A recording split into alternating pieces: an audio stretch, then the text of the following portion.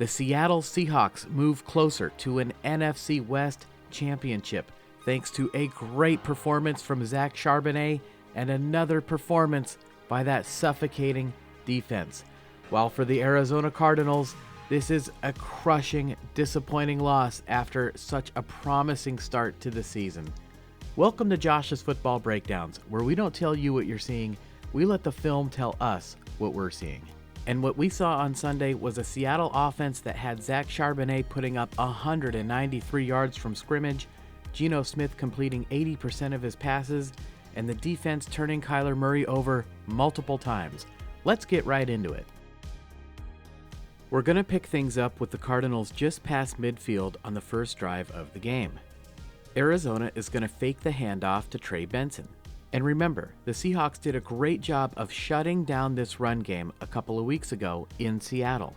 So here, the defense reacts pretty strongly to this, and Arizona is able to get Michael Wilson matched up one-on-one against the safety.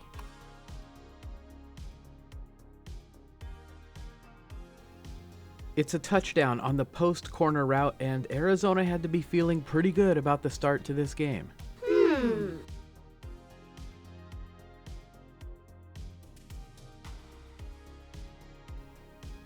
Picking things up in the middle of Seattle's first possession here, they would fake the run to Zach Charbonnet, and they catch Arizona in a 5-man front.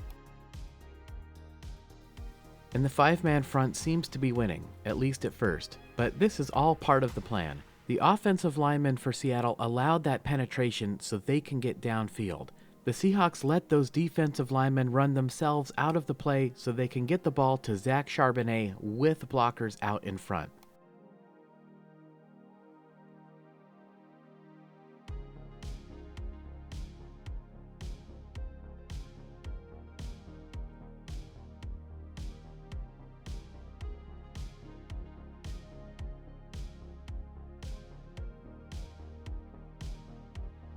And it's a 20-yard gain on the screen pass.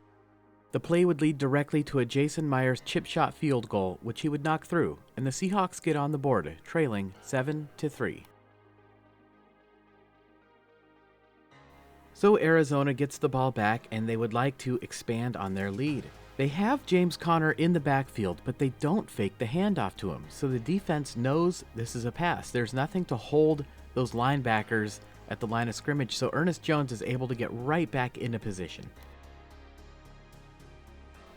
Murray is undeterred, and he throws the ball right to Ernest Jones, who makes the pick.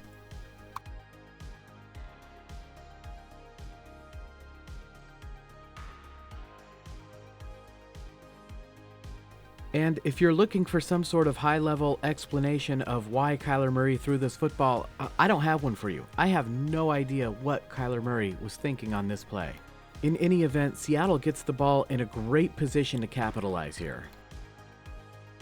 Like Arizona, Seattle has Zach Charbonnet in the backfield, but they're not going to fake the handoff to him. This is another straight drop-back pass. Now, statistically, Geno Smith is one of the best quarterbacks in the NFL at these straight drop-back passes, and we're going to talk about that later. Now, as far as this play goes, if Jackson Smith-Njigba runs a route like we saw Marvin Harrison Jr. run, of course we see Seattle would run into the same problem. There's a linebacker right there waiting for him. So the Seahawks call a better route here. JSN goes further down the field, and he gets right up to the safety and then makes his cut. The safety can't react, and it's a touchdown for the Seahawks, and JSN is quickly making a name for himself in this league.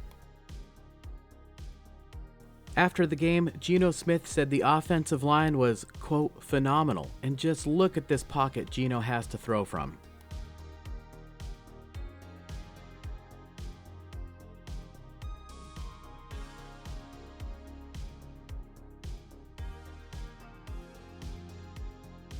So Arizona gets the ball back, trailing now for the first time, and they make the adjustment. They have the running back in the backfield. They do throw in a quick fake to him, but the key here is instead of going over the middle, this time they have Zay Jones run a longer route. And Jones is open. This should be a big-time play for the Cardinals, but Derek Hall of the Seattle Seahawks ruins Arizona's hopes and dreams on this play. Kyler Murray has to climb the pocket. He doesn't set his feet. He's late on the throw, and it is intercepted by Kobe Bryant.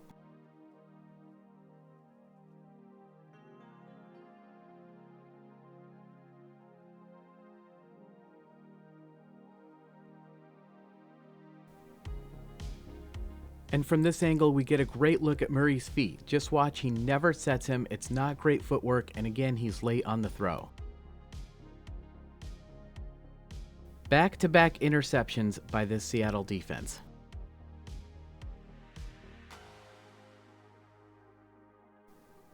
So Seattle gets the ball looking to pass, and Arizona goes into a zone.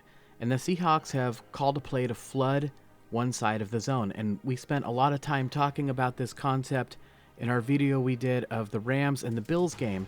But basically, we can clearly see there's 4 Seattle receivers against just 3 zone defenders, not counting the safety, and there aren't enough defenders to pick up Jackson Smith and Jigba. And JSN doesn't go down. Instead, he fights for contact, and he keeps grinding and gains an extra 5 or 6 yards on the play. Very impressive.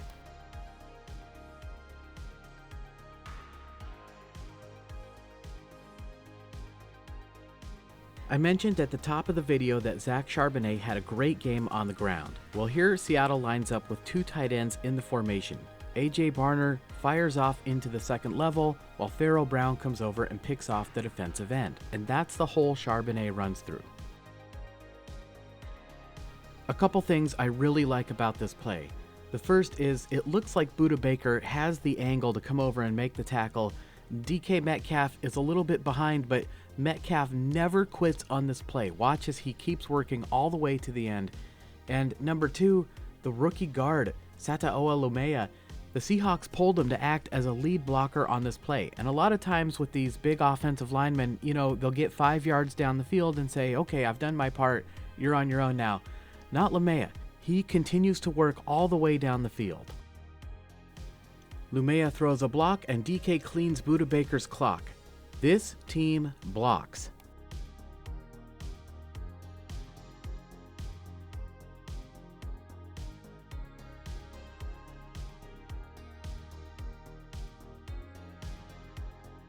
But after trying to run it in on first down and second down, the team was stymied and they're facing a 3rd and goal at the 1. And they decide to run it again, lining up in the I formation, and I absolutely love this philosophy. I thought last week they got a little carried away on the goal line against the Jets, and even though they still won the game, it kind of hurt them a little bit. Here, they stick with the run, but they still get creative about it. Check this out. They motion out of the eye, but then they bring Charbonnet back around on the jet motion. Charbonnet has great vision. He knows right when to make the cut, and it's a touchdown for the Seahawks. Now, I'm going to contradict myself a little bit here, because I will say that if you're going to run this play, I like it better on second down. I don't like running to the edge on third down, because if you lose yardage, it makes it harder to go for it on fourth down. But here, the Seahawks were really smart about how they did it. They ran away from Budda Baker.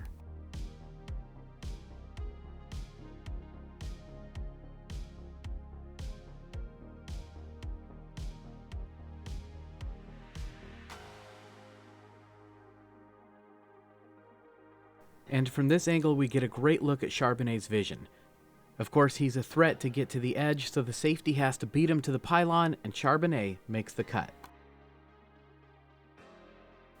Arizona felt good to start the game, but in the blink of an eye, the Seahawks are up 10 points. Arizona would manage to add a field goal in the second quarter, so we're going to pick things up about midway through the second quarter with the Seahawks up 17-10.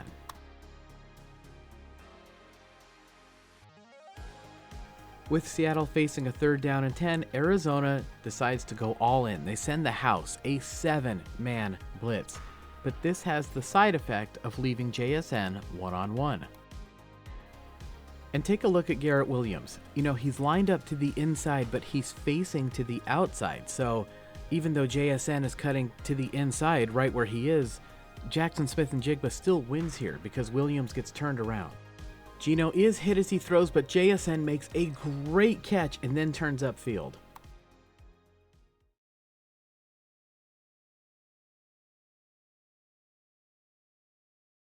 Seattle did leave Charbonnet and Noah Fant in to help with pass protection, but it's easy to get things mixed up when the defense is sending the house. If there's a silver lining to this, it's that the free rusher is coming from the outside, the furthest man away from the quarterback, and Geno has just barely enough time to get rid of this football. Now, is this a catch? It's extremely close. Take a look at this. He doesn't even get his hands under it. It's a fingertip catch. What outstanding ability by JSN. Ruled a catch on the field. And then after the play, watch this. The Seahawks get right up and snap the football before the Cardinals have time to challenge the play. It's a little thing, but it's the little details like that that separate the good teams from the bad in the NFL, and not all the teams even have the ability to do this. I'll give you an example. The San Francisco 49ers do not have a play to get up quickly to the line of scrimmage like that, and it's cost them a few times. Here Seattle does it, and not only do they snap the football, preventing the review, they gain 5 yards on the play.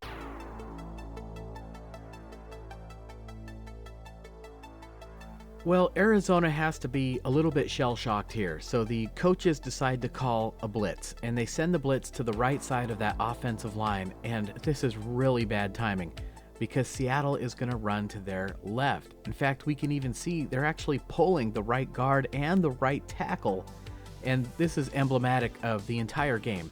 The Seahawks were just a step ahead of the Cardinals the whole way. And Charbonnet is very comfortable running through traffic, makes a man miss, and then he is gone. He is off to the races. He turns on the Jets, and that's it. A big score for the Seahawks to maintain their big lead in this game. I know some fans have been calling for Charbonnet to get the start over Ken Walker, and after a performance like this, it's getting hard to argue with that. And Charbonnet, I mean, he's just a complete back. We've seen it all in this game, right? The vision, the elusiveness, the physicality, and the speed. Plus the ability to catch passes out of the backfield and the ability to pick up blitzes in pass protection. Seattle goes up 24-10. It's a 2-touchdown lead, but somehow it seems like more than that. All right, halftime. Let's take a look at a couple of halftime stats here. This one's been going around. The Seahawks defense in weeks 1 through 8, 26th against the run, 17th against the pass, and 21st overall in the NFL. But in weeks 9 through 14, 3rd against the run, 5th against the pass, and the 2nd best defense in the National Football League. Wow. All right, take a look at this one.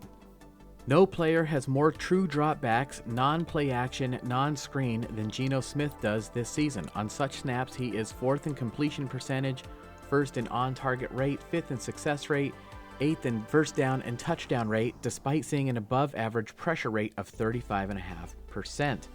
Wow, well, we talked about that a little bit. You know, with Geno not faking the handoff, the defense has an advantage. They know it's a pass, and yet Smith is still very successful in that category. All right, shout out to my brother-in-law for sending me those stats. I want to thank Ben Solak and Seahawks Today for making their tweets publicly available. I'll put a link in the description. Please go support them. Let's move ahead to the third quarter.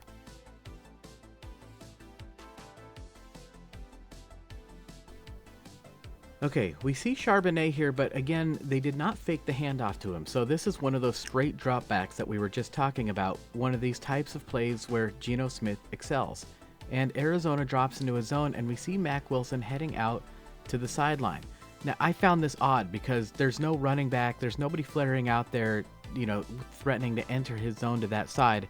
And look, we're not in the defensive meeting room. It's possible that they told him, you know, look, the inside route is what we're going to give up here, but I don't think so. And Geno Smith spots the mistake.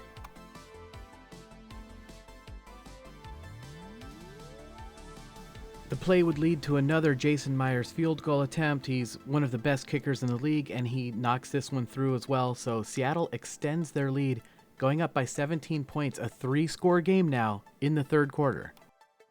Arizona would get the ball and go on a long drive, so they're threatening to score, but you can see we're really getting down, less than a minute to go now in the third, and Arizona calls a really nice play here. They fake the handoff to James Conner, but they don't give it to him, and the linebacker level for Seattle hesitates, at least just for a minute here.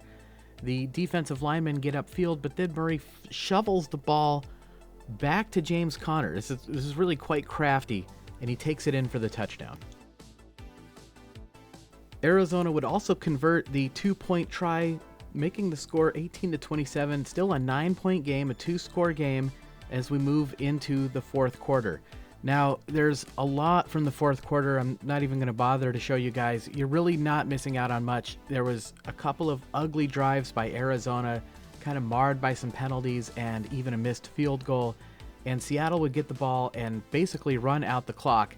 They get down to the 2-minute warning and line up for one more field goal to go up by essentially 2 touchdowns with less than 2 minutes to play. And the kick is good. Did you have any doubt? And there would be your final score, Seattle 30, Arizona 18. Well, there it is. Really a dominant defensive performance by the Seattle Seahawks, who seem to be stringing together a whole bunch of these dominant defensive performances in several games in a row now. And on the offensive side of the football, you know, we've kind of said it every week on this channel, they seem to improve each and every week. After a pretty shaky start to the season, you know, they look pretty good. Geno Smith completed 80% of his passes in this game. Jackson Smith and Jigba just looks incredible. That trio of receivers between Lockett, DK, and JSN really is, they have sort of a special combination there.